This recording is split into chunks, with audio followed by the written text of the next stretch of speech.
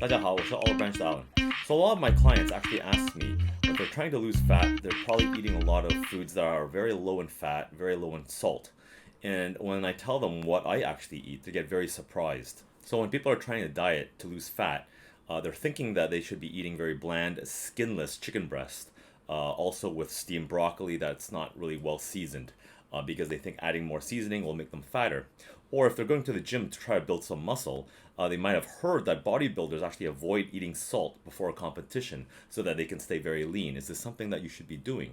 Well, we're going to go through some of the science to explain why we should be eating this way or that way in order to lose more fat, specifically targeting why eating fatty foods or eating salty foods actually may have no impact at all, whether you lose fat or not. So there are some common myths around eating fat. Myth number one is that eating fatty foods will make you fat.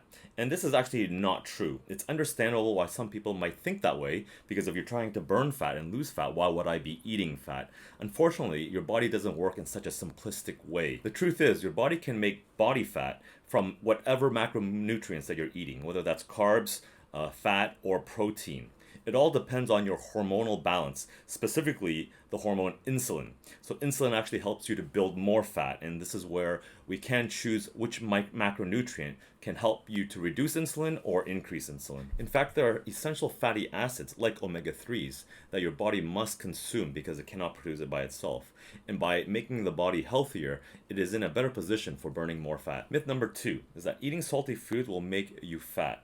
Now, after a salty meal, your weight may go up, and that's because when salt is in your bloodstream, it acts as osmosis, pulling in more water from the nearby cells into the bloodstream, making it swell and retains that water. So that weight actually is a water weight, and it's not actual fat. This is the same reason why your blood pressure goes up, as it swells with water in your blood vessels, as I mentioned in an earlier video. But this is all temporary. Some may be taking their cue from bodybuilders, as they have noticed that they don't eat salt before a competition. This is because, again, when the bodybuilders are trying to prepare for a competition, they want to be as lean as possible. And so they're trying to shed off as much water in their system so that they have a very vascular look, which just basically means the blood vessels under their skin are really popping out. And so they go even so far as to dehydrate themselves. They may wear a garbage bag and they go into a sauna or do some cycling. So they're just really trying to sweat out any excess water that they have. This is actually a health risk, and some people even wear a sweatsuit when they go exercise, thinking that they'll shed excess water and fat. However, that actually is a little dangerous, as you might overheat, and that will actually impact your performance in the exercise, impeding your ability to burn more fat, in fact. But physiologically speaking, there is no basis for salt to cause any production of fat cells in the body. So why do you have the impression that eating fatty, salty foods will make you get fat then? The simple fact is that if you overeat of any macronutrient, whether that's carbohydrates, proteins, or fat, your body has consumed too much energy, and if your body cannot burn that energy in form of exercise, and chances are that you won't, then your body will have to simply store that as fat. Fatty acids do have more calories per gram, so they are considered to be calorie dense. But as I said earlier, if you're not overeating, then having fat in your diet won't actually make you fat. You might have also associated fat people with their eating habits, like their 重口味, okay? And this is because when you see them eat oily, salty, fatty foods, like hot pot, that they are fat as well. And so it's easy to assume that it's these foods are making them fat.